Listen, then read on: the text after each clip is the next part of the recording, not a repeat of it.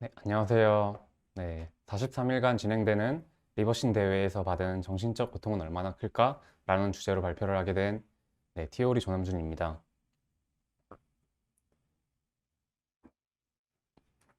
네, 일단 제 소개를 좀 간단하게 하고 가자면은, 저는 다양한 분야에 관심이 있지만은 주로 리버싱 분야에 관심이 많아서 네, 개인적인 공부를 할 때는 이제 주로 리버싱 관련된 분야를 많이 하고 있어서 이번 발표도 이 리버싱 관련인 리버싱 대회에 참여한 후기랑 뭐 하면서 어떤 문제를 풀었는지 알려드리려고 발표를 준비하게 됐습니다. 근데 발표의 주제가 좀 리버싱 관련이다 보니까 아예 리버싱 관련 없는 사람들이나 그런 분들이 계실 것도 같은데 너무 이렇게 리버싱 관련된 내용만 담지도 않았고 그리고 이렇게 엄청 딥하게 문제풀이를 상세하게 진행할 것도 아니어서 그냥 가볍게 들으셔도 될 것 같습니다. 네, 발표 순서는 이제 이번 플레이온 대회가 어떠한 대회인지, 그리고 이게 어떤 방식으로 이루어지는지랑, 대회가 어떤 대회인지 좀 간단하게 설명을 드리고, 어, 두 번째는 이제 이번 플레이온 대회에 나온 문제들이 어떤 게 있는지, 그리고 간단하게 풀이랑, 제가 여기 풀면서 어떤 교훈을 얻었는지를 얘기해 드릴 거고, 마지막으로는 대회 참여 후기를 말씀드리고, 발표를 마무리하겠습니다. 네, 먼저 이제 플레이온 대회에 대해 같이 얘기해 보겠습니다. 네, 이 플레이온 대회는 이 파이어아이라는 회사에서 이제 플레이어라는 팀이 연간 개최하는 CTF 형식의 대회입니다. 보통 이제 한 10개 정도의 문제가 나오고 이제 단계별로 문제를 풀면서 이제 리버싱 관련된 문제들이 나오면은 이제 개인마다 이제 문제를 해결해 나가면서 그런 대회고 또 이제 보통 대회는 뭐 다 등수나 이런 것들을 매겨가지고 뭐 상위 몇 등에게 상금을 준다든지 그런 식으로 그러한 것들이 있는데 이제 이 플레이온 대회는 등수를 따지진 않고 등수가 이제 대회 페이지에 나오긴 하는데 그 뭐 상위 몇 명에게만 뭐 상금이나 이런 상품들을 주는 게 아니라 이제 모든 단계를 클리어한 참가자들에게 그 대회마다 고유한 그런 기념품들을 만들어서 직접 택배로 배송해주는 그런 식으로 상품을 나눠주고 있고 이번 대회에는 이 오른쪽에 있는 이 배지를 준다고 한다고 들었습니다. 네. 그래서 이번 이제 2021년에 열린 플레이오는 8번째 대회로 총 10문제가 출제되었습니다. 2021년 9월 10일부터 10월 22일까지 약 43일간 진행이 되었고, 저는 이 중에서 시간 날 때마다 이렇게 계속 참여하는 식으로 대회를 참여했습니다. 이번 대회는 이제 총 전 세계 각국에서 참여를 했고, 총 4,578명이 참가를 했습니다.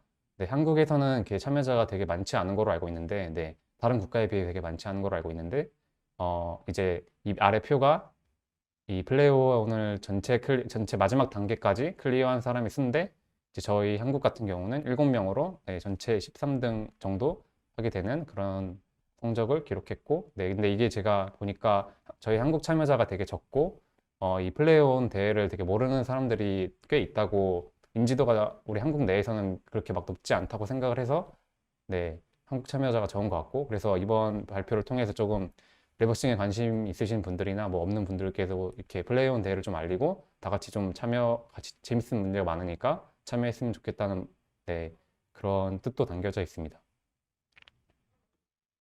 네, 이제 그러면은 플레이온 대회가 이제 어떤 대회인지 살펴봤는데, 이제 본격적으로 이번 대회에 어떤 문제들이 나왔고, 각각 제가 어떻게 풀었는지, 그거를 이제 얘기해 보겠습니다.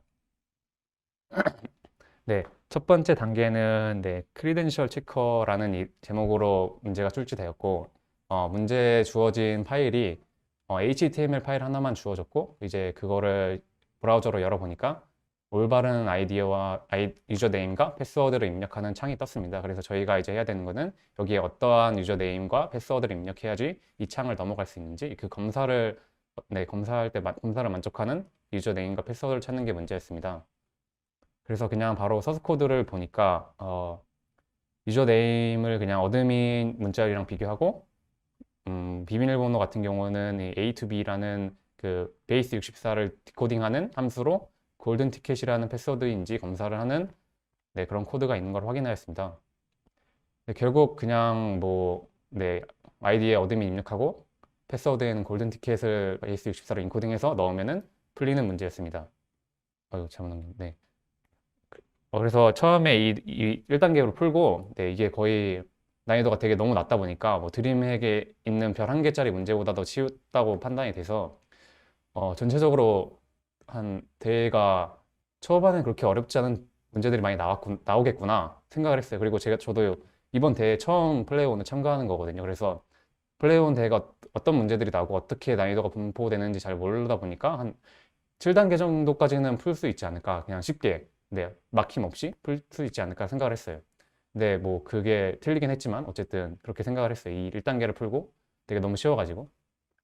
그래서 바로 2단계를 풀어 보겠습니다. 2단계는 이제 무슨 문제였냐면은 이제 문제 프로그램에 Unlock Your Files라는 그 윈도우즈 P 프로그램 하나가 있고, 그리고 파일이라는 폴더 안에 여러 파일들이 존재했는데, 이제 이게 암호화된 파일을 의미하는 것처럼 이제 확장자가 엔크립트로 돼 있고, 그리고 이 중간에 보시면은 뭐 크리티컬 데이터라 해가지고 마치 플래그가 안에 들어있을 것처럼 같은 보이는 그런 파일들도 있었습니다.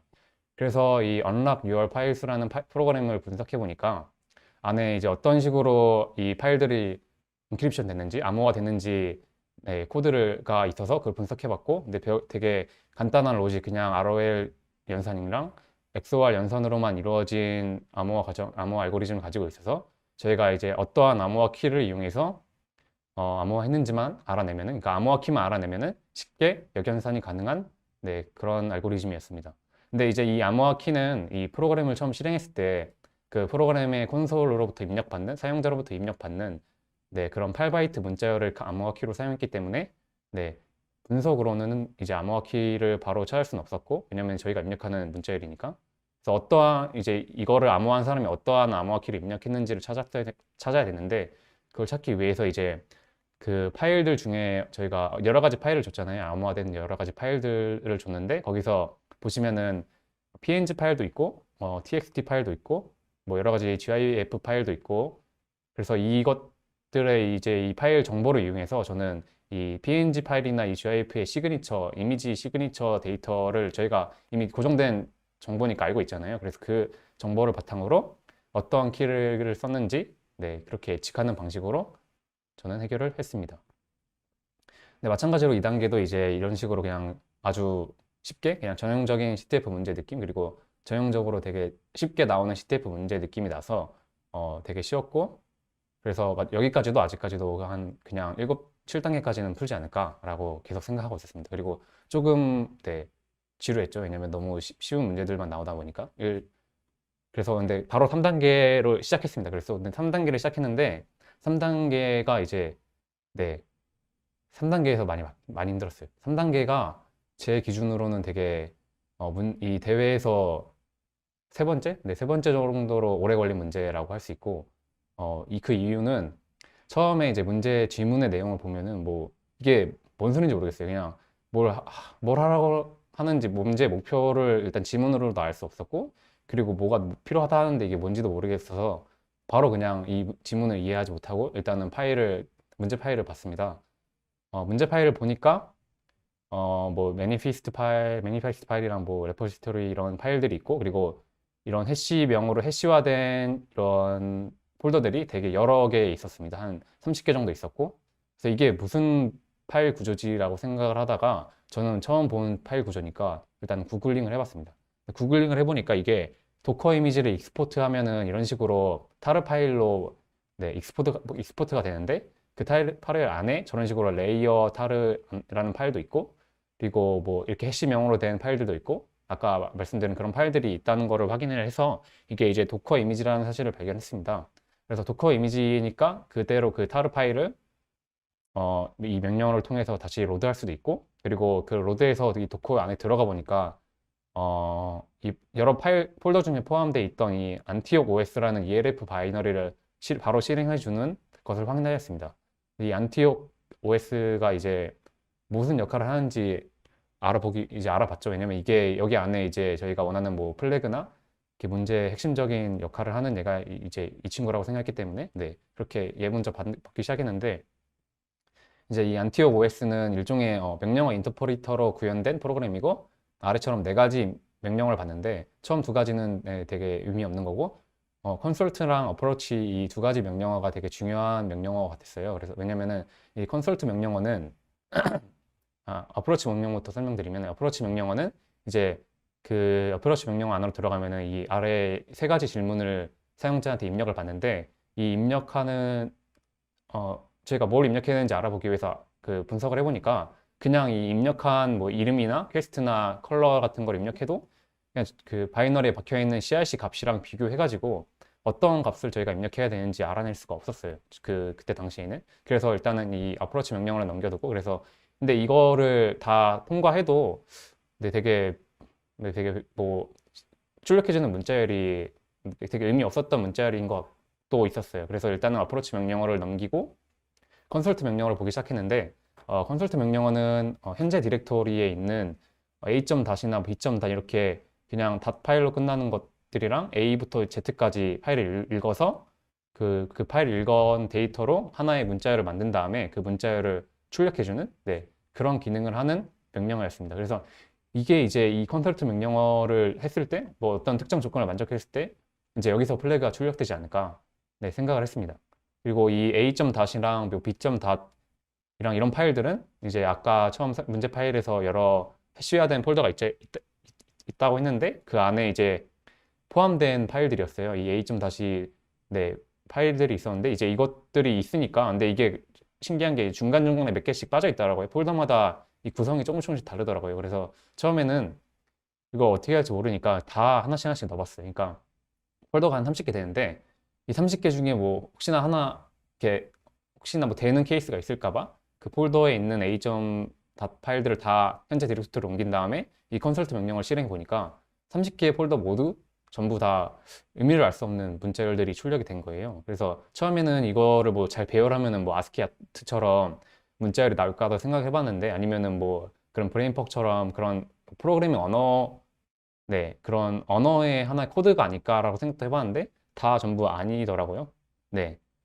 그래서 결국에는 뭘 해야 할지 몰랐죠. 왜냐면 여기까지 했는데 다 분석을 했는데 이제 게싱 능력이 제가 부족하다 보니까 어떻게 이거를 이 단서들을 조합해야 될지 잘 몰랐어요. 그래서 막막해가지고 이 안티옥 OS 바이너리 안에 나와 있는 문구들 있잖아요. 그 문구들이 되게 뭔가 영화나 뭐 소설에 나올 법한 그런 단어들이 많아서 그거를 이제 구글링 해보니 이제 몬티 파이썬 앤 홀리 그레일이라는 네, 그 영화의 대사였던 거죠. 네, 이 문제의 컨셉이 이제 이 몬티 파이썬 앤 홀리 그레일이라는 영화를 모티브로 한 거고 이제 앞으로 아까 이전에 어프로치 명령어에서 묻는 세 가지 질문도 영화의 한 명장면 중에 한 대사하고 그 대사의 답변을 그냥 그대로 다시 입력을 해보니까 네, 통과가 됐긴 했어요. 근데 통과가 됐긴 했는데 뜨는 문자열이 근데 이거 Lie of You 고도 이것도 원래 있던 그 영화 대사고 옆에 있던 이 숫자가 이제 새로 추가된 내용인데 그래서 이 숫자가 이제 뭔지를 저희가 무슨 의미인지를 파악했어야 됐습니다. 그래서 이 숫자의 의미가 뭔지 게싱을 하다가 알고 보니까 이제 이 숫자의 의미는 이제 저희가 처음 이름으로 입력했던 이 문자열의 그 CRC 값 테이블에서의 몇 번째 있는지 인덱스 넘버였고 그리고 이 문자열은 이 썰 랜슬롯이라는 뭐 이름은 이제 그런 해시 폴더 여러 개의 해시 폴더마다 제이슨 파일이 하나씩 존재했는데 그 제이슨 파일 안에 이제 어더명으로 들어가 있는 것을 네, 확인했습니다. 그래서 이제 여기까지 확인을 하니까 이제 제가 알아낸 거는 이 여러 개 있는 해시 폴더에 모두 다 A.-랑 그런 파일들이 있고 그리고 제이슨 파일이 있는데 거기에 어더명이 이제 그 어프로치 명령어를 입력해야 되는 네임이고 그 네임을 입력했을 때 특정 숫자가 출력이 된다. 이제 이거는 이 해당 폴더나 이 제이슨 파일이나 이 사람 이름이 이 인덱스를 의미한다라는 거로 의미했고 근데 이제 그걸로 이제 뭘 해야 되냐 이제 그거는 컨설트 명령어가 정확히 어떤 식으로 동작하는지 네, 분석을 해보면 해결을 할 수 있습니다. 근데 너무 이렇게 막 어떻게 해결하는지는 안 적은 이유는 네, 여기부터는 이제 네, 충분히 분석만으로 네, 해결할 수 있을 거라 생각해서 일단 여기까지만 말씀드리고 혹시나 뭐 직접 풀어보고 싶은 사람들도 있을 것 같아서 네, 여기까지만 적게 됐습니다. 그래서 이 3단계 문제를 하면서 제가 느꼈던 점은 되게 문제 처음부터 끝까지 문제 출제자의 의도도 파악하기 힘들고 문제를 분석해도 이게 왜 이렇게 이어져야 되는 건지 조금 그런 연관성들을 찾기 힘들어서 분석보다 계속 추리를 했던, 게식만 했던 문제였습니다. 그리고 이 컨셉을 이 영화로 잡아놓으니까 이 1995년 된 영화를 계속 봤어요. 그래서 재미도 없는데 1995년 영화를 계속 봤고, 네, 그래서 결국 풀긴 했지만, 근데 그렇게 막 풀고 나서도 기분이 좋진 않았어요. 왜냐면 재미도 없고, 게싱 문제를 제가 원래 개인적으로 안 좋아하다 보니까, 네, 그랬습니다. 네. 이제 3단계 문제는 여기서 이제 이렇게 풀었고, 네, 추가로적으로 3단계 문제를 푸는데 되게 상당히 걸렸어요. 원래 1, 2단계는 한 1시간 내에 풀었는데, 3단계는 한 2, 3일 걸린 것 같아요. 이렇게 게싱하는 시간이 걸려가지고, 그리고 중간중간에 솔직히 이 플레이어는 안 할까 생각도 했어요. 너무 게싱적인 요소라 생각해서 하지 말까라는 생각도 몇 번 했었고, 어쨌든 근데 이렇게 3단계까지 풀었고, 4단계는 문제 파일로 32비트 윈도우 PE 파일이 주어졌고 실행해 보니까 아래처럼 굉장히 올드한 UI와 이 물고기 16마리가 있었는데 이 물고기 16마리를 몇 마리 클릭하다 보면은 이렇게 뭐 잘못 선택했다라는 그런 문자열이 나오는 그런 문제였습니다. 그래서 저희가 이제 해야 되는 거는 이제 여기 중에 어떠한 물고기를 골라야지 이제 옆에 이제 잘 골랐다고 이런 문자열이 뜨는지라고 저는 이제 예측을 하고 예상을 하고 네, 이 바이너리를 분석하기 시작했습니다.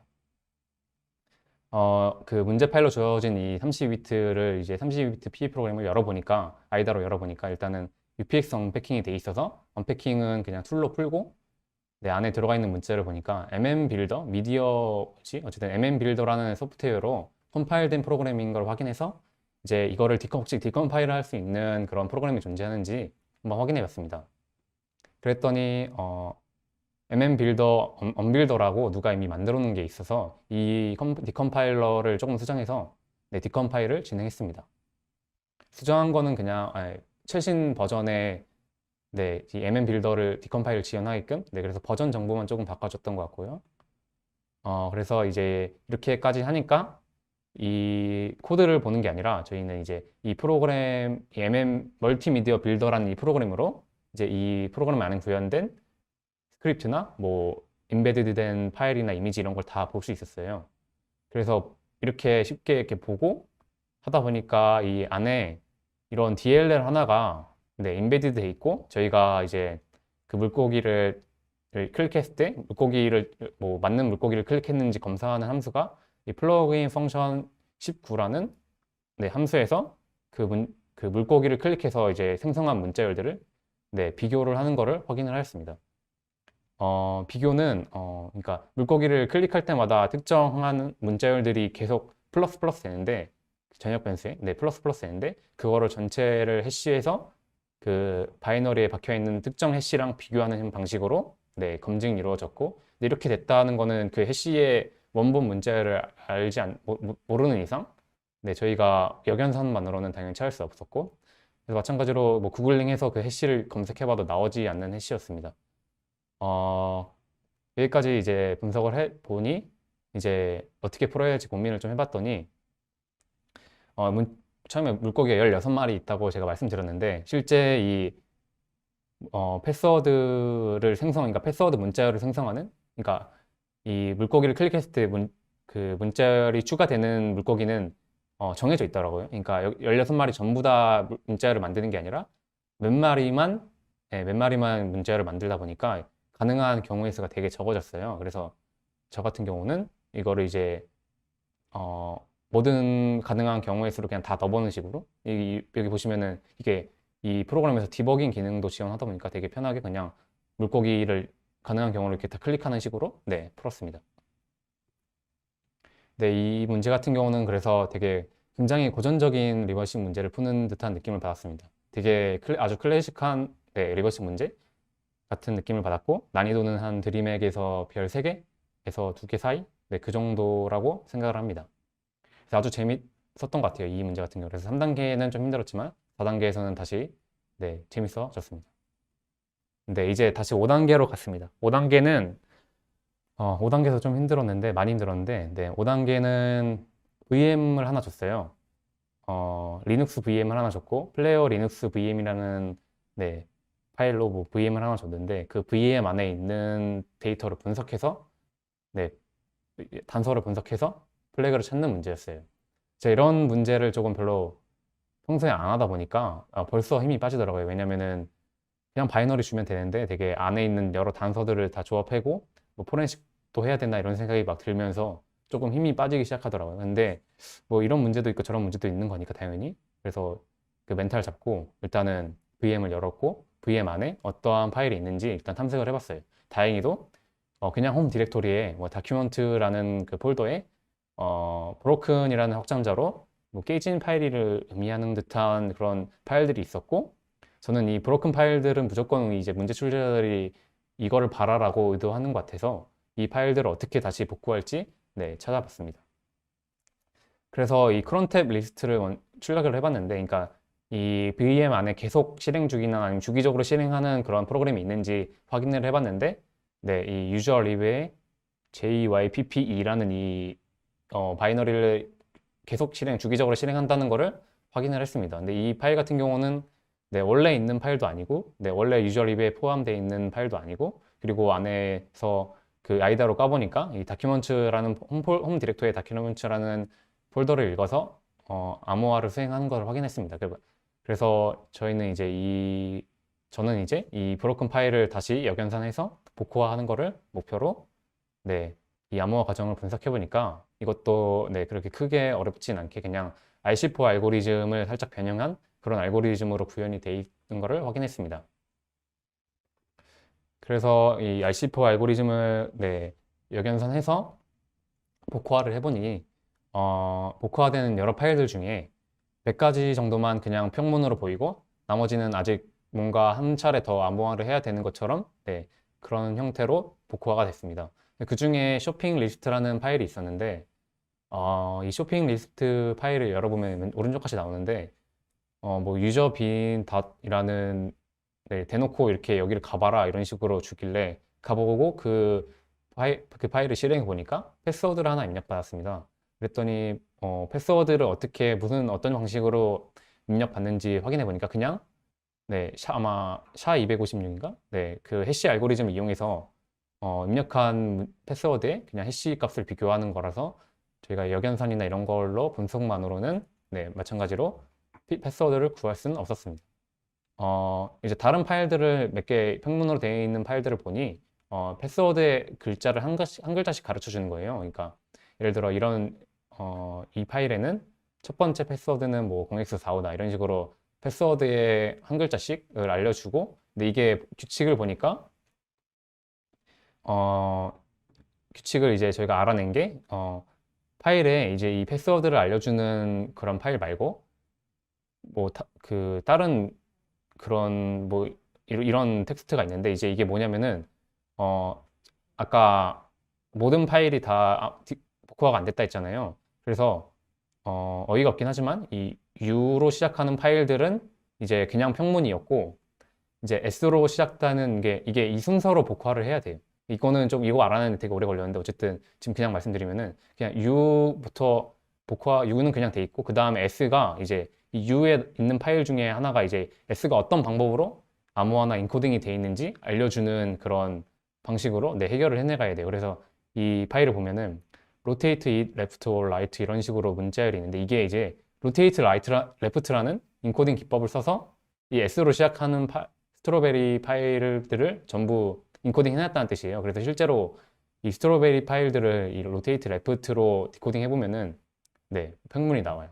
그래서 이런 식으로 하나씩 하나씩 이제 그럼 스트로베리에서 힌트를 뭐 개칭해서 이, 이 파일 R로 시작하는 파일을 다시 디코딩하는 네, 그런 식으로 진행을 해야 되고 왜 이렇게 했는지 모르겠지만 어쨌든 이렇게 해야 되고 그래서 근데 이런 것까지는 되게 쉽게 힌트를 개칭해서 네, 찾았어요. 왜냐면은 그렇게 막 엄청 숨긴 것도 아니었고 네, 되게 대놓고 힌트를 줬기 때문에 근데 문제가 뭐였냐면은 중간에 문제 힌트를 잘 주다가 갑자기 트위터 주소를 힌트로 주는 거예요. 그래서 왜 트위터를 그 주소로 줬지? 해서 저는 이 사람들한테 팔로우를 하고 DM으로 그 플래그를 달라 해야 되나, 아니 패스워드를 달라 해야 되는 건지 막 이렇게 고민을 해보니까 그건 아닌 것 같더라고요. 왜냐면은 대회가 되게 오래 진행되는데 그 일일이 대응할 일도 없고 그렇게 만들었을 것 같지도 않아서, 그래서 그 트윗들을 막 살펴보다가 이 여성분이 남긴 트윗 중에 하나에 뭐 AES에 관련된 트윗이 있는 거예요. 그래서 보니까 뭐 그 여기 나와 있던, 아까 이전에 나와 있던 여기 있는 사람들이 다 태그돼 있고, 여기 트윗에 계정에 있던 사람들이 다 트윗돼 있고, 막 자기들끼리 얘기를 나누는데 뭐 AES 알고리즘을 사용해야겠고, 뭐 키는 뭐 이걸로 해야 되겠고, 그리고 뭐 IV는 뭐 이걸로 해야겠다, 막 이런 식으로 이 대화 안에 힌트를 주는 거를 확인을 했습니다. 그래서 이 정보들을 모아서 이제 어떠한 키를 사용했고 어떠한 IV를 사용했는지 네, 파악을 해서 네, 문제를 해결할 수 있었습니다. 네, 근데 이 문제가 이제 대회에서 가장 저는 재미없었던 문제, 네, 네, 제 기준으로 가장 재미없었던 문제에 속했는데, 그 이유는 뭐 아까 말씀드렸다시피 되게 그런 개싱적인 요소가 너무 많다 보니까, 네, 분석이 어려운 문제가 아니라 뭐 분석을 해야 되고 뭐 컨셉이 특이한 문제가 아니라 그냥 단계별 문제인데 그냥 개싱만 해야 되는, 그리고 딱히 뭐 흥미로운 컨셉도 없었고, 그래서 배운 것도 없고, 그래서 시간만 되게 많이 소요된 이런 것들이 있었죠. 그리고 특히 이 트위터 같은 경우는 설마 뭐 트위터에 뭐 그런 게 있겠어라고 오랫동안 안 보고 있었어요. 그래서 결국 이렇게 여러 가지 찾다 보니까 발견했기 때문에 시간만 되게 오래 소요됐죠. 그래서 배운 거라고는 게싱하는 능력 정도를 배웠다고 생각합니다. 네. 그 다음에 바로 이제 6단계로 넘어갔습니다.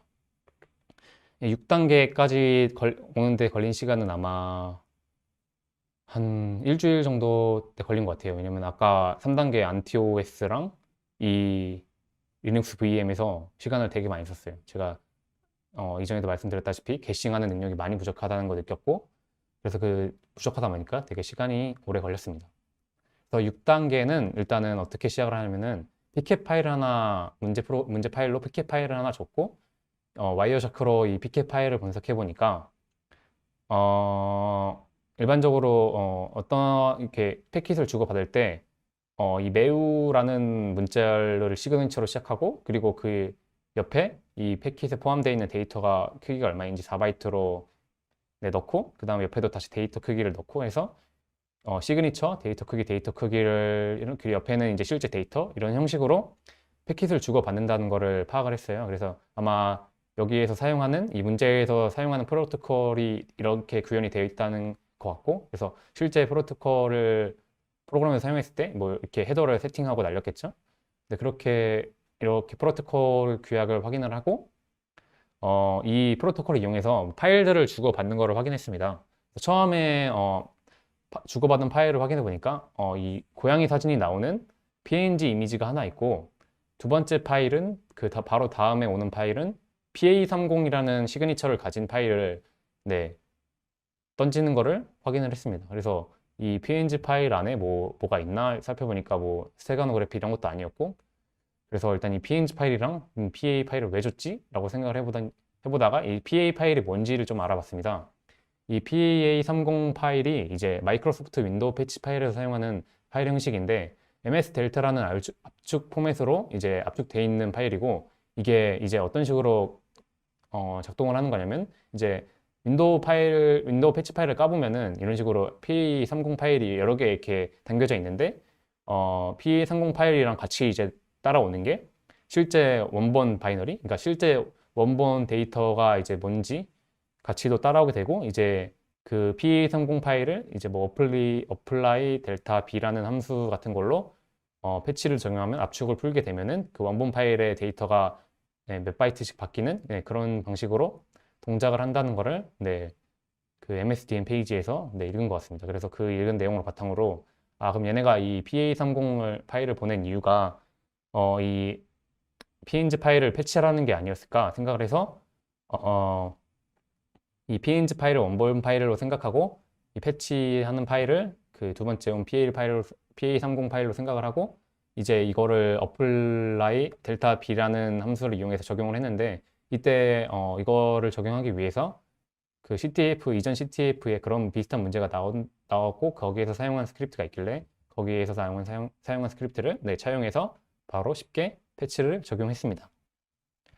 네, 그래서 패치를 적용했더니 네, 놀랍게도 png 파일이 DLL 파일로 변환이 됐고 이 DLL 파일을 분석을 해보니 뭐 안에 CMD 프로세스를 생성해서 서버랑 파이프를 열어서 소켓 통신을 하는데 네, 파이프를 열어서 서버가 보낸 명령어를 이 CMD로 실행한 다음에 다시 그 명령어를 실행한 결과를 서버로 보내주는 네, 그런 식의 코드가 있었습니다. 근데 이제 그냥 명령어를 그냥 평문으로 받는 것도 아니고 명령어 실행 결과를 평문으로 다시 보내는 것도 아니라 다시 이 PA30 형식으로 압축을 해서 통신을 하는 것을 네, 그 PCAP 파일을 분석하면서 네, 깨달았고 그래서 저희가 이제 해야 되는 거는 이 PA30으로 압축된 이 명령어 처리 결과나 명령어를 다시 압축 해제하는 거겠죠? 이전에 했던 것처럼. 근데 이제 아까 말씀드렸다시피 이 PA30은 원본 파일이 필요한데 압축을 해제하려면 패치를 진행하려면 원본 파일이 필요한데 그 원본 파일은 처음에 그 매우.png 그 파일은 아니었습니다. 그래서 이 원본 파일이 뭔지는 그 바이너리에 이제 분석을 하다 보면은 내가 어떤 원본 파일을 사용하는지 네, 그걸 알 수 있으니까 그거를 구해서 거기에다 패치를 적용하면은 그 안에 이제 어떠한 명령어를 주고받았고 어떠한 실행 결과가 나왔는지 알 수 있었습니다. 그 안에 플래그도 있었고, 네. 그래서 이 윈도우 패치 파일이랑 되게 이 MS 델타라는 압축 방식을 잘 이용한 문제라고 생각을 했습니다. 그래서 이런 컨셉의 문제는 처음 풀다 보니까 되게 흥미롭게 재밌게 네, 했던 것 같습니다. 네, 그리고 바로 7단계로 네, 넘어가겠습니다. 7단계는 마찬가지로 윈도우 프로그램이었는데 특징은 MFC로 컴파일된 프로그램이었고 실행하면은 그냥 에러가 발생했다는 메시지만 출력이 되었습니다.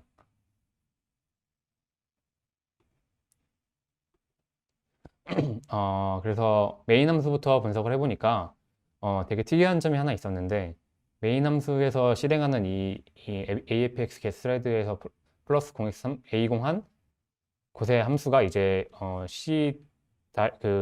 그 다이얼 박스를 시작하는 그런 함수를 시작하는데 이제 이 다이얼 박스가 아까 이전에 말씀드린 여기서 말한 이 스펠 이 다이얼 박스가 뜨고 근데 특이한 점이 이 다이얼 박스가 종료되고 난 이후의 루틴이었습니다. 이 다이얼 박스가 종료되고 나면은 이 밑에 이 코드를 실행하는데 코드가 이제 스택에 엄청나게 많은 데이터를 저장하고 그거를 이제 virtual alloc ex라는 함수로 네, 그 실행 권한을 추가한 다음에 실행하는 네, 그런 식의 코드가 있다는 것을 확인했습니다. 당연히 이거는 이제 정상적인 MFC 프로그램에는 없는 그런 로직들이고 네, 그러다 보니까 이게 그리고 이 실행하는 방식들이 뭔가 되게 악성 코드에서 많이 사용할 것 같은 네, 그러한 로직인 게 확인이 돼서 이거 무슨 쉘 코드를 실행하는지 분석을 해봤습니다. 네, 분석한 결과는 네, 되게 진짜 네, 악성 코드가 하는 것처럼 네, 특정 DLL 파일을 로드하고 그러니까 아까 복사했던 데이터 중에 이제 DLL 파일에 데이터가 포함되어 있어서 그 DLL 파일을 로드하고 그 DLL 파일에 이제 네, DLL 파일을 로드했을 때 실행되는 함수도 같이 실행해주고 그런 식으로 DLL을 올려서 그 DLL에 포함되어 있는 코드를 실행하는 네, 그런 쉘 코드였습니다. 마찬가지로 이 여기서 로드하는 DLL 파일을 그냥 익스포트해서 추출해가지고 분석하다 보면은 네, 여기서 플래그를 구할 수 있습니다. 이 문제가 되게 재밌었던 이유는 실제 악성 코드에서 사용하는 그런 API 해시나 그런 기법들이 있었고 이 쉘코드 실행 기법도 되게 처음 보는 거였지만은 네, 뭐 처음 보는 거긴 했지만 뭐 익숙하긴 했지만 어쨌든 처음 보는 거여서 인상적이었던 그런 점들 때문에 되게 재밌고 네, 흥미롭게 했던 것 같습니다. 그래서 리얼월드에서 악성 코드가 사용하는 기법들이나 이런 것들을 특성을 되게 잘 반영한 좋은 문제라고 생각합니다. 네. 어쨌든 이렇게 7단계까지도 쉽게, 네, 쉽게는 아니고, 네, 무난하게, 네, 해결을 했습니다.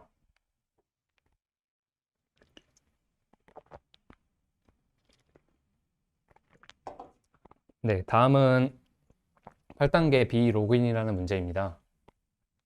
8단계 문제는 이제 HTML 파일을 하나 주고, 네, 거기에 안에 들어가 있는 자바스크립트 코드를 분석해서 여기 보시다시피 이렇게 칸이 5가지가 있는데 여기서 올바른 뭐 패스워드라고 말할 수 있겠죠. 패스워드를 입력했을 때 네, 올바른 패스워드를 찾는 문제 네, 그런 문제였습니다. 근데 문제는 이 메인 자바스크립트 코드가 이제 그러니까 HTML 파일 까보면 나오는 자바스크립트 코드가 한 6만 줄로 되게 엄청 네, 길었습니다. 그래서 긴 이유를 보니까 호출하지 않는 함수들도 있고 네, 사용하지 않는 코드들도 있었습니다. 그래서 그 호출하지 않는 함수들이랑 필요 없는 함수들을 다 지워보니 네, 실제 저희가 이제 암호화 로직을 수행하는 그러니까 그 패스워드를 검증하는 그런 코드들만 볼 수 있었습니다.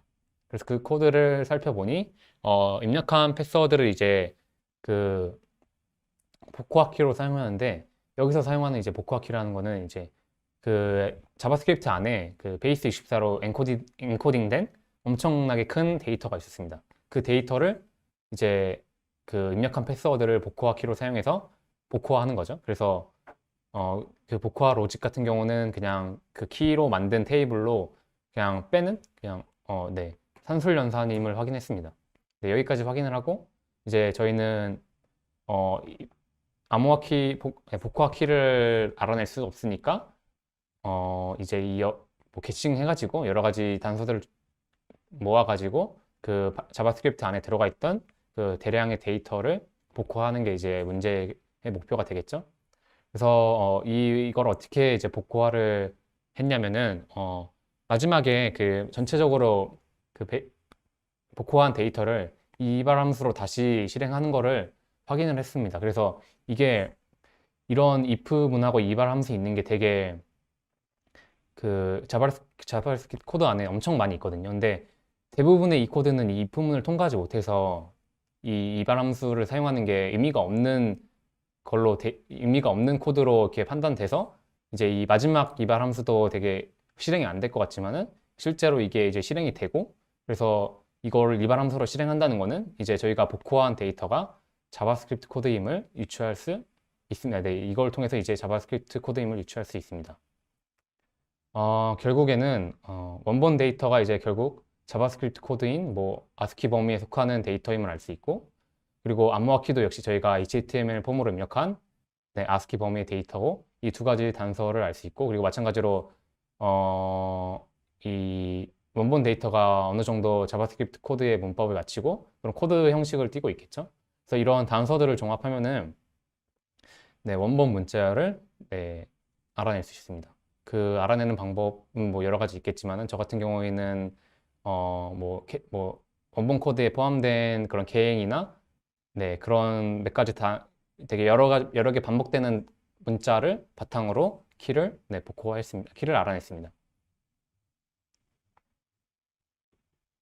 그래서 이 문제 같은 경우는 여기까지 그 암호화하는 로직까지 알아내는 데 걸리는 시간은 되게 조금 걸렸는데 그 다음부터 그 암호화 키를 모르는 상태에서 어떻게 그 안에 들어가 있는 데이터를 복호할지 그거를 생각하는 과정에서 되게 네, 시간이 많이 들었던 것 같고 근데 그게 이제 너무 말도 안 되는 개싱으로 유추할 수 있는 게 아니라 어느 정도 논리적인 방식으로 논리적인 추론으로 유추할 수 있어서 되게 네, 재밌었던 것 같습니다. 그래서 이 비밀번호가 이제 그런 스크립트 짜놓으면 한 글자씩 나오게 되는데 그런 한 글자씩 나오는 과정이 되게 재밌어서 네, 뭐 그렇게 막 개싱이 힘들다고 느껴지진 않았습니다. 네, 이제 거의 마지막 단계쯤인 9단계 문제인데 이 9단계 문제가 이제 제가 생각하기에는 이 플레이온 대회에서 가장 난이도가 높은 문제라고 생각합니다. 이제 그거 비유를 하자면은 되게 리버서들이 싫어하는 반찬들을 모아서 그걸 음식으로 만들고 제가 그걸 먹는 네, 그런 거에 비유할 수 있고 그러니까 한마디로 리버싱을 하는 사람들이 되게 싫어할 만한 패턴들을 다 모아놔서 때려 박아 놓은 느낌이라고 할 수 있습니다. 그리고 이번 발표가 이제 뭐 이 대회를 진행하면서 얼마나 많은 정신적인 스트레스가 있는지 그런 주제로 제가 시작을 했잖아요. 그래서 이 문제 때문에 되게 스트레스를 많이 받았고 이번 발표 제목을 이 문제 때문에 네, 이렇게 선정하게 되었습니다. 네. 그래서 어떠한 요소 때문에 제가 이렇게 힘들었는지 말씀을 드리면은 우선은 여기 안에 그 함수를 아니 프로그램을 까보면은 그냥 윈도우 32비트 프로그램인데 이 준 프로그램은 그냥 실행하면은 그냥 바로 종료돼요. 그래서 왜 종료되는지 알아보기 위해서 아이다로 실행해봤는데 이 함수 안에서 그러니까 실행하는 메인 함수나 뭐 여러 함수에서 의도적으로 예외 처리를 발생하는 코드가 있는 거를 확인했습니다. 여기 보시면은 그냥 EX를 0으로 초기한 다음에 그 0으로 초기한 주소를 참조를 하고 있죠. 그러면 네, 예외가 발생할 텐데 이렇게 함수 중간중간에 의도적으로 예외를 발생시키는 코드가 있다 보니까 이 윈도우 예외 처리 로직에 대한 이해가 필요했습니다. 네, 그래서 이 부분들이 되게 처음에 힘들었고 그래서 여기서 근데 왜 이 문제 출제자가 예외를 사용했냐면은 그리고 왜 예외를 사용했는지 얘기를 해보면은 일단 예외란 아까 말씀드렸다시피 프로그램 실행 도중에 발생한 이렇게 의도치 않은 오류인데 어, 이렇게 의도적으로 발생시킨 이유는 오류인데도 이렇게 의도적으로 발생시킨 이유는 이제 예외가 발생하면은 그 예외를 처리하기 위해서 예외 처리 루틴으로 이제 강제로 이동하게 되는데 그러면은 저희가 분석하던 그 흐름대로 이렇게 가는 게 아니라 갑자기 그 예외 처리 루틴을 저희가 찾아서 거기를 다시 분석해야 되는 그러니까 한마디로 실행의 흐름 그러니까 프로그램의 실행 흐름을 되게 복잡하게 만들고 그 처리 루틴에 어떠한 로직이 어떤 코드가 구현되어 있는지 다 분석을 해야 되기 때문에 전체적인 분석을 되게 까다롭게 만드는 효과를 가져옵니다. 그래서 이렇게 예외 처리를 처리하게 놓게 되면은 저희 리버서들 입장에서는 되게 까다롭다고 할 수 있습니다. 근데 이제 어쨌든 저희는 문제를 풀어야 되니까 그 예외 처리를 어떻게 구현했고 그게 이제 예외가 발생하면 어떤 코드를 실행하는지 네, 분석을 하려고 문제 바이너리에 이제 적용된 예외 처리 메커니즘부터 알아봤습니다. 알아보니까 시플플 엑셉션 핸들링이라는 메커니즘을 사용했고 이제 이 시플플 엑셉션 핸들링, 네, 시플플 EH는 이제 SEH 구조적 예외 처리, 그러니까 윈도우에서 사용하는 가장 일반적인 이 예외 처리 메커니즘을 확장한 예외 처리 구조인데 일단 일반적인 SEH 같은 경우는 이렇게 try except 구문으로 일단 표현을 하고 try except 구문을 만나면은 그 try 문이 그 함수 시작할 때 이제 try 네네 함수 시작할 때 그냥 이 exception registration이라는 구조체를 그 fs 레지스터에 그냥 등록하는 그래서 그냥 체인 형식으로 구현이 돼 있고 그리고 프레임 베이스드 처리 구조를 가지고 있기 때문에 네 그런 구조를 가지고 있는 반면에 이제 일단 그런 구조를 가지고 있고 그리고 혹시 그 중간에 이제 그렇게 체인 구조로 이제 fx 레지스터에 등록을 해놓으면은 그리고 그 등록을 해놓은 상태에서 얘가 발생하면은 이제 엔티딜에 ki user exception dispatcher라는 함수가 호출되고 그 함수 안에서 rtl dispatch exception이라는 함수가 아까 저희가 등록한 핸들러 중에 이제 발생한 예외를 처리한 핸들러를 탐색하게 됩니다.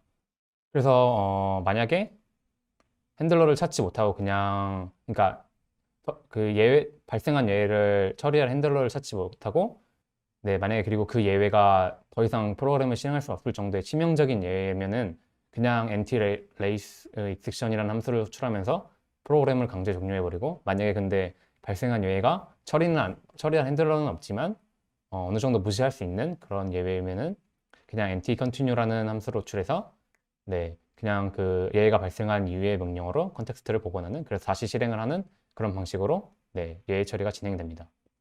여기까지가 이제 원래 그냥 기본적인 SH를 사용했을 때 로직이고 근데 C++ EH 같은 경우는 아까 말씀드렸다시피 그냥 SEH를 조금 더 확장한 개념이다 보니까 좀 더 부가적인 요소가 따라와요. 그래서 뭐가 있냐면은 일단은 Exception Registration이라는 구조 안에 기존 SEH를 사용하던 필드에서 스코프 테이블이랑 트라이 레벨이라는 등의 그런 필드가 추가됩니다. 이 스코프 테이블 같은 경우가 되게 핵심인데 이 안에 예외 처리 핸들러인 핸들러 펑션이랑 그리고 이 예외가 발생했을 때 이제 이 핸들러가 처리해야 되는 예외인지 판단할 수 있는 필터 펑션이 포함되어 있습니다. 그리고 이 엔클로싱 레벨은 아마 현재 트라이 문에 레벨이 담겨져 있는 이 해당 트라이 캐치 문에 레벨이 담겨져 있는 필드입니다. 그래서 두 가지 케이스가 있는데 먼저 그 MSVC니까 비주얼 스튜디오로 컴파일한 그 프로그램 중에 그 예외 처리가 생성되는 규칙이 두 가지가 있는데 처음에는 그 try except 구문으로 생성한 SEH 같은 경우는 그 함수를 시작할 때 그러니까 함수 프레임이 시작할 때 exception 핸들러랑 그리고 스코프 테이블이랑 try 레벨을 등록하는 게 큰 특징입니다. 그래서 예외가 발생하면은 이 exception 핸들러로 그 실행 흐름이 옮겨가고 네, 그 다음에 이제 이 스코프 테이블 그 엑셉션 핸들러 안에서 이제 적절한 예외를 처리할 핸들러를 찾게 되는데 이때 이제 찾을 때 스코프 테이블 이때 그 푸시하는 스코프 테이블을 참조해서 현재 트라이 레벨이랑 일치하는지랑 뭐 그리고 필터 펑션을 실행해서 이게 이 핸들러 펑션이 처리해야 될 예외인지 확인하는 그러한 코드들이 수행되고 그런 로직들이 실행이 되고 반면에 근데 이제 이 문제 프로그램에 이벨이라는 그 문제 프로그램에 구현된 그 예외 메커니즘은 이제 트라이 엑셉 구문이 아니라 트라이 캐치 구문에 C++ 엑셉션 모델이 적용되어 있었습니다. 이제 이거는 그 트라이 엑셉션 모델과 조금 차이가 있는데 함수마다 이제 처음에 프레임을 시작할 때 고유한 EH 핸들러와 트라이 레벨을 푸시하고 그리고 이 EH 핸들러 안에 들어가 보면은 펑션 인포라는 구조체를 그 인자로 넘겨줘서 실행하는 것을 확인할 수 있습니다. 그래서 두 개 다 기본 베이스는 같지만 당연히 근데 조금 구현되는 방식이 다른데요. 그래서 근데 문제 프로그램 같은 경우는 이 방식으로 구현이 되어 있었고 그래서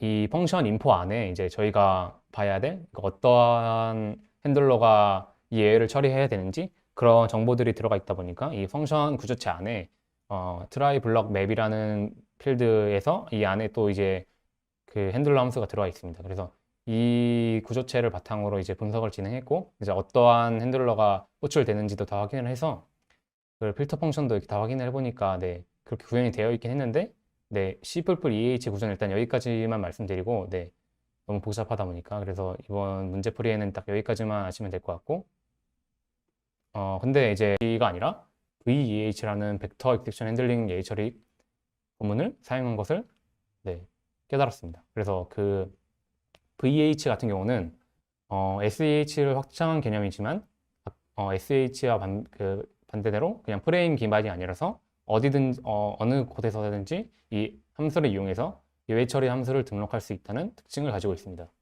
그래서 이 add vector did exception 핸들러를 어디서 호출하는지 찾아보다가 브레이크 포인터를 걸고 확인해 보니 처음 메인 함수 실행 이전에 호출되는 이니셜라이전 함수들 중에 이제 vector did 함수를 add vector did 함수로 출했고 거기서 등록하는 핸들러를 가보니까 그 예외가 발생한 코드 주변을 조금 수정하고 코드 패치를 좀 하고 특정 함수를 실행하는 그런 로직이 있는 걸 확인했습니다. 그래서 만약 여기까지 알아내셨다면은 더 이상 뭐 예외 처리 때문에 뭐 삽질하고 그런 것들은 안 하셔도 아마 풀 수 있을 겁니다. 이제 이렇게 여기까지 이제 그 예외 처리를 해결한 방법들이었고 두 번째로 좀 힘들었던 요소는 뭐였냐면은 그 예외 처리 이 코드 때문에 일단 디스어셈블리가 깨져요. 그래서 계속 디스어셈블리를 고쳐야지 정상적인 코드인 밑에 디스어셈블리를 볼 수 있고 마찬가지로 예외를 그냥 임의로 실행하다 보니까 엑스레이도 먹히지 않는 그래서 어셈블리 코드를 봐야 되는 그런 문제점들이 있었습니다. 근데 여기서 제가 더 힘들었던 이유는 사실 이 안티 디스어셈블리나 안티 엑스레이 같은 경우는 이거를 해제하는 방식으로 그러니까 뭐 이 예외를 발생하는 코드를 패치하는 방식으로 해결해서 다시 정상적인 그러니까 엑스레이가 돌아가도록 고칠 수 있는데 저는 이 시도 자체 하지 않았어요. 이 문제를 풀 때 왜 그런지 모르겠지만 이걸 고칠 생각도 안 하고 그냥 이렇게 돼 있으니까 어셈블리를만 보고 풀었어요. 그래서 계속 어셈블리만 보고 동적 디버깅하고 그 예외 처리하는 거 처리해주고 하다 보니까 이것 때문에 되게 스트레스 많이 받았고 여기서 얻은 교훈이 좀 있고 그거는 뒤에서 말씀드리겠습니다. 어쨌든 이 안티 디스어셈블리랑 안티 엑스레이 때문에 되게 많이 힘들었습니다. 그리고 세 번째로 힘들었던 요소는 안티 디버깅이에요. 이 함수가 이제 메인 로직을 실행하기 이전에 여러 가지 안티 디버깅이랑 뭐 안티 VM도 검사하긴 하는데 어쨌든 안티 VM은 저한테는 문제가 안 됐기 때문에 왜냐면 VM 환경에서 분석을 하지 않았기 때문에 그래서 안티 디버깅 같은 게 되게 우회해 줘야 될 게 많았습니다. 물론 뭐 그 x64 디버거 같은 경우는 기본적으로 플러그인 같은 걸로 우회를 할 수 있지만은 저는 아이다로 디버깅하는 걸 선호하기 때문에 일단 일일이 다 우회를 해줬어요. 그래서 여기에 뭐 디버그 UI 리무트 브레이크 인으로 어태치하는 함수가 있는 어태치를 막는다든지 그러니까 디버깅 어태치를 만든다든지 아니면 디버거 프리센트라는 함수로 디버깅이 되어 있는지 확인한다든지 아니면은 스레드를 주기적으로 실행하면서 그 엔티 글로벌 플래그로 네, 디버깅 중인지 검사하는 등 되게 여러 개 한 네, 6, 7개 정도의 안티 디버깅 기법이 설정되어 있었습니다. 그래서 이걸 우회하는데도 조금 네, 시간이 걸렸고 분석하는데 시간이 걸렸고 왜냐하면 또 어셈블리로 보다 보니까 되게 놓치는 것도 많고 중간중간 그래서 시간이 좀 걸렸습니다. 그래서 네 번째로 조금 힘들었던 요소는 어, 이제 안티디봉을 다 우회하고 밑에 이제 어떤 기능을 실행하는지 살펴보니까 그 인자로 함수 실행할 때 전달했던 그 프로그램에 전달한 인자로 서버 주소를 바인드 하는 거를 확인했습니다. 그래서 보니까 원래는 뭐 이 서버 주소가 있어서 이걸 서버 주소를 넣어서 이렇게 디버깅 하면 되지만 저희 같은 경우는 서버가 없잖아요. 그러니까 그 서버를 실제로 디버깅용 서버를 구축을 해야 된다는 얘기고 네, 그래서 이 소켓 통신이 구현되어 있는 것 때문에 저희가 이 디버깅 하는 소켓 서버나 뭐 클라이언트를 만들어서 직접 데이터도 그 형식에 맞춰서 넣어줘서 디버깅 해야 되는 그런 번거로움이 발생한다는 네, 문제가 있었습니다. 이제 소켓 통신 구현을 좀 그 분석을 해보니까 그 서버에서 보낸 그 명령에 따라서 서버에서 보낸 데이터에 따라서 한 세 가지 정도의 명령을 실행하는데 첫 번째는 BMP 이미지를 출력하는 명령이었고 두 번째는 암호화키 같은 걸 설정하는 기능이었고 세 번째는 암호화키로 데이터를 복화하는 명령어였습니다. 근데 저는 당연히 이 첫 번째 기능부터 분석을 했겠죠. 그래서 첫 번째 기능부터 분석을 했는데 이거 분석하니까 저런 사진을 그냥 출력해 주는 거예요. 그래서 이게 알고 보니 그냥 가짜 플래그였던 거죠. 그러니까 이 사진을 출력해 주고 열심히 이 BMP 파일을 복호화했는데 이런 뭐 알 수 없는 이 사람이 나오고 그래서 그 밑에 보니까 또 근데 다행히도 문자열을 디크립트하는 코드가 있는 거예요. 문자열을 디크립트 코드하는 거를 또 분석해서 디크립트를 했어요. 그랬더니 그건 또 가짜 플래그예요. 그래서 이 문제에 포함된 그 가짜 플래그가 세 개가 있다는데 거기 중에 하나라는 걸 깨닫고 좀 하기 싫어졌죠. 그래서 왜냐면은 다 풀었다 생각했는데 막상 보니까 가짜 플래그여서 그래서 여기서 조금 많이 힘들었고 그래서 또 이제 힘들었던 점이 또 이게 아마 마지막일 것 같은데 그래서 그 BMP를 출력해주는 명령어를 넘기고 두 번째 그러니까 암호화 키를 설정하는 명령어나 그걸 복호하는 명령어를 분석했는데 그 암호화 키를 설정하는 명령어에서 키를 생성하는 문자열들이 있는데 이게 얘네가 일부러 이렇게 해놓은 것 같긴 한데 그 문자열들을 네 가지 문자열들이 있는데 그 문자열들 저는 처음에 당연히 뒤에 굳이 널바이트를 안 넣어도 되겠지라는 생각으로 네, 그 널바이트를 넣지 않고 키를 만들었습니다. 그랬더니 정상적으로 그게 디크립트가 안 되는 거예요. 근데 이게 되게 함정인 게 정상적으로 이게 디크립트가 된 건지 안 된 건지 확인을 할 수가 없어요. 그래서 저는 당연히 정상적으로 디크립트가 된 건 줄 알고 그 디크립트 된 데이터를 다시 뭔가 한 번 더 처리를 하겠지. 예를 들어 서버로 다시 보내면서 한 번 더 디크립트를 하겠지 하면 그렇게 생각을 하고 계속 잘못된 방법으로 잘못된 길로 그 삽질을 하고 있었던 거죠. 근데 알고 보니까 정상적으로 그러니까 디크립트가 제대로 안 됐던 거죠. 그 이유가 키를 생성하는 문자열에서 뒤에 널 바이트를 따로 저희가 붙여줘야 했기 때문에 네, 복구가 안 됐던 거였습니다. 그래서 이거에서 되게 별거 아닌 것 같지만 이거에서 되게 시간을 많이 썼습니다.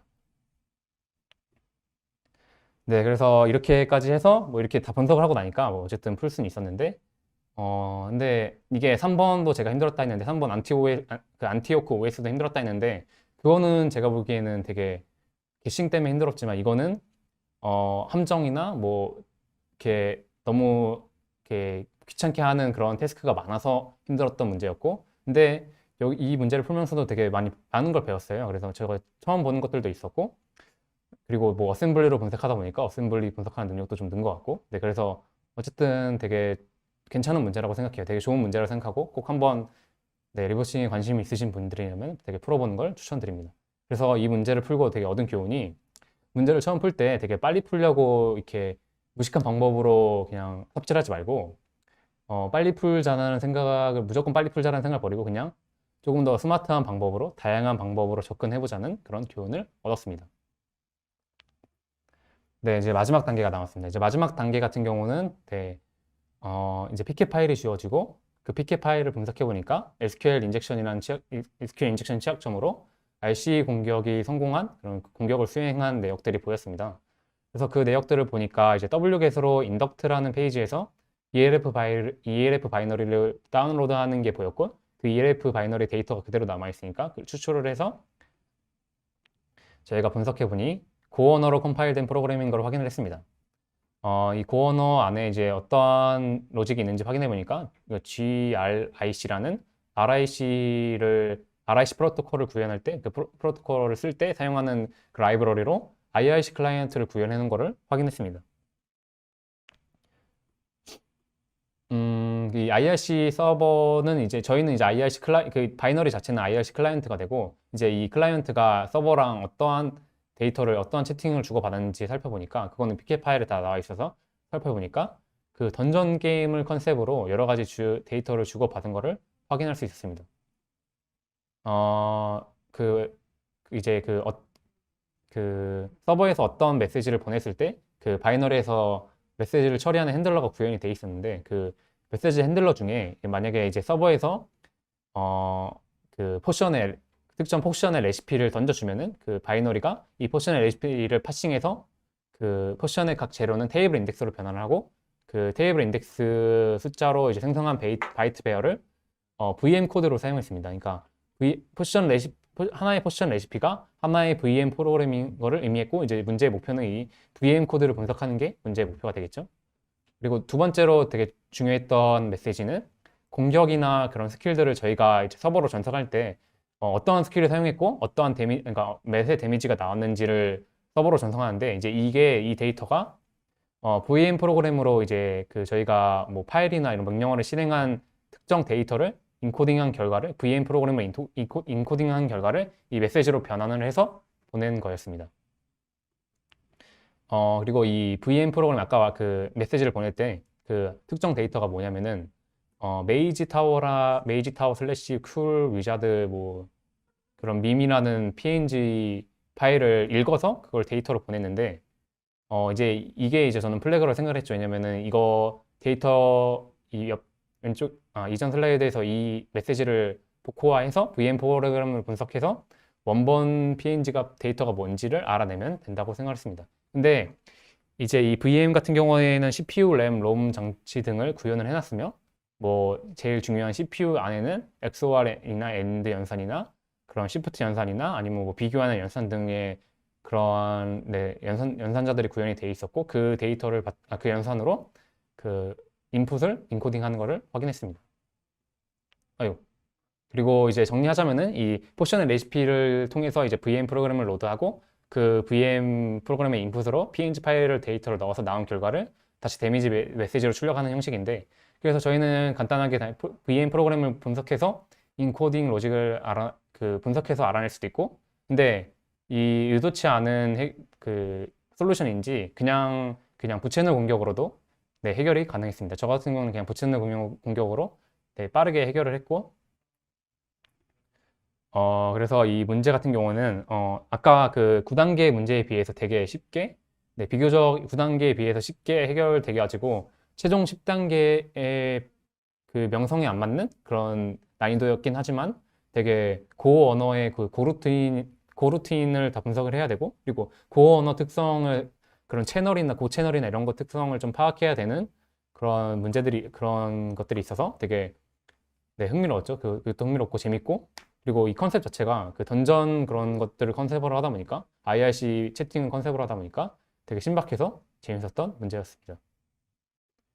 네, 이제 마지막으로 이제 이 대회를 참여하면서 느낀 후기나 결론들을 얘기하면서 발표를 마무리하겠습니다.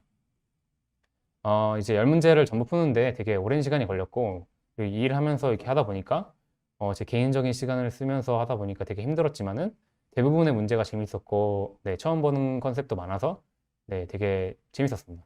그리고 배운 것도 많고, 그래서 전형적인 그런 CTF 대회에 나오는 문제 스타일이 아니라 이런 악성 코드 컨셉의 문제가 되게 많아서 더 재밌었던 것 같고요. 더 색다른 경험을 했고, 그리고 이런 좀 제가 어이없게 삽질하는 과정에서 아직 뭐 실력이나 능력, 그런 게 게싱하는 능력이나 이런 게 많이 부족하다고 느끼게 된 그런 대회였습니다. 발표는 여기까지 하겠습니다. 감사합니다. 혹시 뭐 질문 같은 거 있으시면은 네, 그 채팅으로 해주시면은 제가 답변해 드리겠습니다. 질문 하나 들어와서 지금 답변을 해드리면은 스펠 문제 같은 경우 쉘코드 진입 지점은 어떻게 잡았나요? 쉘코드 진입 지점을 어떻게 그 쉘코드가 아마 처음 말씀드렸던 잠시만요. 너무 많은데. 어쨌든 그 막 스택에 복사하는 그런 거 말씀드리는 것 같은데 그거는 그냥 그 콜하는 부분을 제가 브레이크 포인터로 잡고 네, 그냥 그렇게 동적 디버깅으로 잡았던 것 같습니다. 네, 일단 이게 질문에 답변이 됐을지 모르겠지만 다음 질문 그 9단계 질문도 답변을 드리면은 디버깅 없이 어셈블리만 보고 스택 구성 및 사용을 분석하는 노하우가 있을까요? 디버깅 일단 저는 디버깅도 같이 하면서 풀었습니다. 네. 디버깅도 같이 하면서 풀었고 근데 디버깅 없이 어셈블리만 보고 네, 그렇게도 가능할 것 같긴 합니다. 네, 지금 생각해보니 그렇게도 가능하긴 한데 굳이 그렇게 할 이유는 없겠죠? 근데 어쨌든 그렇게 할 때 노하우가 있는 노하우. 저 같은 경우는 아까 그런 거라고 생각해요. 그 최대한 삽질할 수 있는 경우의 수를 줄이는 거죠. 저 같은 경우에는 그 안티 디스 어셈블리나 안티 엑스레이를 풀고 분석을 했다라면은 아마 어셈블리만 보고도 물론 그때는 엑스레이가 가능하겠지만 어쨌든 어셈블리만 보고도 더 쉽게 할 수 있었고 그리고 좀 더 근본적인 해결책은 아마 최대한 엑스레이를 안 쓰는 연습을 많이 하시는 게 도움이 되지 않을까 싶습니다. 네, 그냥 엑스레이 안 쓰시고 어셈블리를 보다 보면은 자연스럽게 보는 능력이 상승될 거라 생각이 됩니다. 네, 두 번째 질문은 혹시 말씀해 주신 문제를 어디에서 다시 풀어볼 수 있을까요? 네, 이게 네, 되게 저도 궁금하긴 한데 지금 대회 페이지는 아마 그 막아놨을 거예요. 근데 바이너리 같은 경우는 구할 수 있을 것 같기도 하고 근데 정확히 저도 그 이 플레이어 팀에서 만든 문제를 제가 공유해 드리기도 좀 그렇고 왜냐면은 네, 그게 문제가 될 수 있다 보니까 네 걔네 소유의 문제다 보니까 제가 임의로 공유하는 게 안 될 것 같아서 걔네가 직접 다시 그 문제 사이트에서 공유하지 않는 이상 아마 이용은 못할 것 같은데 제가 한번 그 찾아보고 혹시나 공유가 되거나 공유했다면은 다시 네 알려드리도록 하겠습니다. 네, 네, 네. 발표는 이제 여기까지 하고 네, 마무리 짓겠습니다. 네, 감사합니다.